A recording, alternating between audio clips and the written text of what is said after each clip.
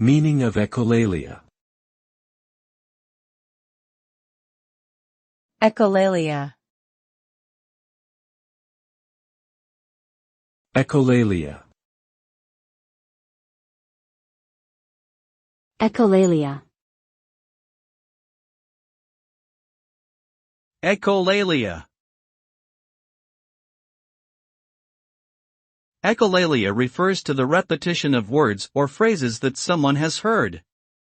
This behavior is commonly observed in individuals with autism spectrum disorder and other neurodevelopmental disorders. Echolalia can occur immediately after hearing the spoken word, immediate echolalia, or after a delay, delayed echolalia. It can also be categorized as either functional or non-functional, depending on whether the repetition serves a communicative purpose or not. While echolalia can provide important insights into a person's language development and processing abilities, it can also impair their communication and social interactions.